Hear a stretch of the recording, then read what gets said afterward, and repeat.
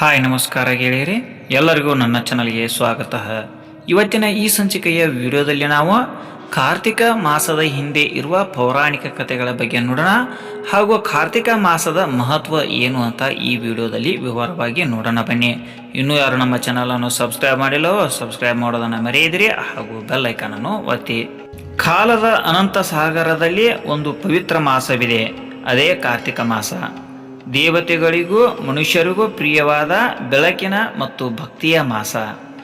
ಒಂದು ಕಾಲದಲ್ಲಿ ಭಗವಾನ್ ವಿಷ್ಣು ದೇವರು ಚಾತುರ್ಮಾಸದ ಸಮಯದಲ್ಲಿ ಯೋಗ ನಿದ್ರೆಗೆ ತೆರಳಿದರು. ದೇವತೆಗಳು, ಋಷಿಗಳು, ಮನುಷ್ಯರೆಲ್ಲರೂ ಅವರ ಆಶೀರ್ವಾದಕ್ಕಾಗಿ ಕಾಯುತ್ತಿದ್ದರು. ಆಕಾಶದಲ್ಲಿ ಸೂರ್ಯನ ಕಿರಣವು ಮಂದಗೊಂಡಿತ್ತು. ಲೋಕವು ತಪಸ್ಸಿನ ಮೌನದಲ್ಲಿ ಮುಳುಗಿತ್ತು.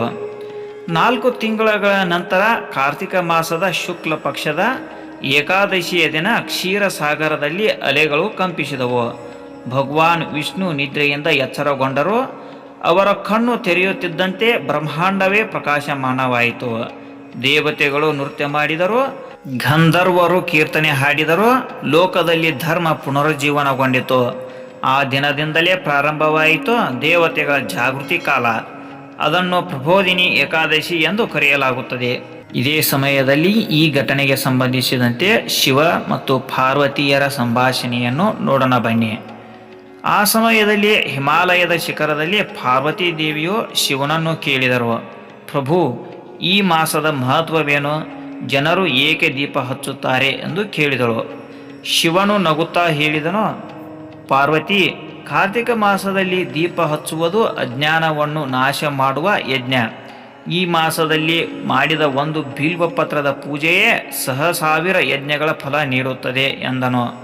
ಹಾಗೂ ಯಾವನು ಈ ತಿಂಗಳಲ್ಲಿ ದೀಪ ಹಚ್ಚುತ್ತಾನೋ ಅವನ ಜೀವನದಿಂದ ಅಂಧಕಾರ ಎಂದಿಗೂ ದೂರವಾಗುತ್ತದೆ ಎಂದು ಹೇಳಿದನು ಮಹಾದೇವ.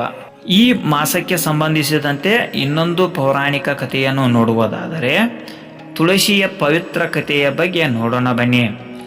ಭೂಮಿಯ ಮೇಲೆ ಒಂದು ಕಾಲದಲ್ಲಿ ವೃಂದ ಎಂಬ ಪತಿವೃತ್ತಿಯ ಸ್ತ್ರೀ ಇದ್ದಳು. ಅವಳ ಪತಿ ಜಲಂಧರ ಸಮುದ್ರದ ಶಕ್ತಿಯಿಂದ ಜನಿಸಿದ ಅಸುರ. ಅವನ ಶಕ್ತಿ ವೃಂದೆಯ ಪಾವಿತ್ರ್ಯದಲ್ಲಿತ್ತು. ದೇವತೆಗಳು ಅವನನ್ನು ಜಯಿಸಲು ಸಾಧ್ಯವಾಗಲಿಲ್ಲ. ಅವರು ವಿಷ್ಣು ದೇವರನ್ನು ಮೊರೆ ಇಟ್ಟರು. ವಿಷ್ಣು ದೇವರು ವೃಂದೆಯ ಪತಿಯ ರೂಪದಲ್ಲಿ ಅವಳ ಮುಂದೆ ಬಂದರು. ಅವಳು ಭ್ರಮೆಯಿಂದ ಪತಿಯನ್ನೇ ಕಂಡು ಮೋಸಗೊಂಡಳು. ಕ್ಷಣದಲ್ಲಿ ಅವಳ ಪವಿತ್ರ ಶಕ್ತಿ ಕ್ಷೀಣಿಸಿತು. ಜಲಂಧರ ಹತ ಮಾಡಲ್ಪಟ್ಟನು. ಕೋಪಗೊಂಡ ವೃಂದ ವಿಷ್ಣುವನ್ನು ಶಪಿಸಿದಳು, ನೀನು ನನ್ನ ಪತಿಯನ್ನು ಮೋಸಗೊಳಿಸಿದ್ದೀಯಾ, ನೀನು ಕಲ್ಲಿನ ರೂಪದಲ್ಲಿ ಉಳಿ ಎಂದು ಹೇಳಿದಳು. ವಿಷ್ಣು ದೇವರು ನಗುತ್ತಾ ಹೇಳಿದನು, ಓ ವೃಂದ, ನಿನ್ನ ಪಾವಿತ್ರ್ಯವೇ ನನ್ನ ಶಕ್ತಿಯಾಗಿದೆ.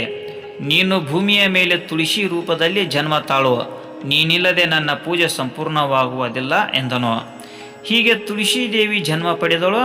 ವಿಷ್ಣು ದೇವರ ಕಾರ್ತಿಕ ಮಾಸದಲ್ಲಿ ತುಳಸಿ ವಿವಾಹವನ್ನು ಆಚರಿಸಿದರು. ಆ ದಿನದಿಂದಲೇ ತುಳಸಿ ವಿವಾಹ ಎಂಬ ಸಂಪ್ರದಾಯ ಪ್ರಾರಂಭವಾಯಿತು. ವಿಷ್ಣು ದೇವರ ಜಾಗೃತಿಯ ಸಂತೋಷದಲ್ಲಿ ದೇವತೆಗಳು ಆಕಾಶವ್ಯಾಪಿಯಾಗಿ ದೀಪಗಳನ್ನು ಹಚ್ಚಿದರು. ಆ ಬೆಳಕು ಅಜ್ಞಾನವನ್ನು ಕರಗಿಸಿತು. ದಿಕ್ಕುಗಳೆಲ್ಲ ಪ್ರಕಾಶದಿಂದ ತುಂಬಿದವು. ಪುರಾಣಗಳು ಹೇಳುತ್ತವೆ ಏನೆಂದರೆ, ಕಾರ್ತಿಕ ಮಾಸದಲ್ಲಿ ಹಚ್ಚಿದ ಒಂದು ದೀಪವು ಪಿತೃಗಳಿಗೆ ಮೋಕ್ಷದ ದಾರಿ ತೋರಿಸುತ್ತದೆ ಎಂದು ಹೇಳುತ್ತವೆ. ಆದ್ದರಿಂದಲೇ ಈ ಮಾಸವನ್ನು ದೀಪ ಮಾಸ, ಪವಿತ್ರ ಮಾಸ ಎಂದು ಕರೆಯುತ್ತಾರೆ. ಕಾರ್ತಿಕ ಮಾಸದ ಕೊನೆಯ ದಿನ ಪೂರ್ಣಿಮೆ ದಿನ. ಅದು ದೇವತೆಗಳ ದೀಪೋತ್ಸವ. ಕಾಶಿ ವಿಶ್ವನಾಥ್, ರಾಮೇಶ್ವರಂ, ತಿರುಪತಿ, ಹಂಪಿ, ಪಂಪಾ ತೀರ್ಥ ಎಲ್ಲೆಡೆ ಸಾವಿರಾರು ದೀಪಗಳು ಹಚ್ಚಲ್ಪಡುತ್ತವೆ. ಬೆಳಕಿನ ಈ ಹಬ್ಬ ಕೇವಲ ಹಬ್ಬವಲ್ಲ, ಅದು ಅಂಧಕಾರದ ಮೇಲೆ ಬೆಳಕಿನ ಜಯ, ಪಾಪದ ಮೇಲೆ ಪುಣ್ಯದ ವಿಜಯ, ಅಜ್ಞಾನದಿಂದ ಜ್ಞಾನವೇ ಪ್ರವೇಶ. ಇವಾಗ ಪಾರ್ವತಿ ದೇವಿಯು ಶಿವನಿಗೆ ಪ್ರಣಾಮ ಮಾಡಿ ಹೇಳಿದರು, ಪ್ರಭು, ಈ ಮಾಸದಲ್ಲಿ ಮಾಡಿದ ಪೂಜೆ ಮತ್ತು ದೀಪಾರಾಧನೆಯ ಮಹಿಮೆ ಅಸಾಧಾರಣ ಎಂದು ಹೇಳಿದಳು. ಶಿವನ ಆಶೀರ್ವಾದಿಸಿ ಹೇಳಿದನು, ಪಾರ್ವತಿ, ಯಾರು ಈ ಕಾರ್ತಿಕ ಮಾಸದಲ್ಲಿ ಹರಿಹರನ ಸ್ಮರಣೆ ಮಾಡುತ್ತಾನೋ ಅವನ ಮನೆಯಲ್ಲಿ ದೈವದ ಕೃಪೆ ಸದಾ ವಾಸ ಮಾಡುತ್ತದೆ ಎಂದನು. ಕಾರ್ತಿಕ ಮಾಸದ ಈ ಬೆಳಕಿನಲ್ಲಿ ನಿಮ್ಮ ಹೃದಯವು ದೈವದ ಬೆಳಕಿನಿಂದ ತುಂಬಿರಲಿ. ಹರಿಹರನ ಆಶೀರ್ವಾದ ನಿಮ್ಮೆಲ್ಲರ ಜೀವನವನ್ನು ಪ್ರಕಾಶಮಾನಗೊಳಿಸಲಿ. ಎಲ್ಲರಿಗೂ ಕಾರ್ತಿಕ ಮಾಸದ ಹಾರ್ದಿಕ ಶುಭಾಶಯಗಳು. ನಿಮಗೆ ಈ ವಿಡಿಯೋ ಇಷ್ಟವಾಗಿದ್ದರೆ ಲೈಕ್ ಮಾಡಿ ಹಾಗೂ ಇತರರಿಗೂ ಶೇರ್ ಮಾಡಿ. ಇನ್ನೂ ಇಂತಹ ಉಪಯುಕ್ತ ವಿಡಿಯೋಗಳಿಗಾಗಿ ನಮ್ಮ ಚಾನಲನ್ನು ಸಬ್ಸ್ಕ್ರೈಬ್ ಮಾಡಿ ಹಾಗೂ ಬೆಲ್ ಐಕಾನನ್ನು ಒತ್ತಿ. ಧನ್ಯವಾದಗಳು.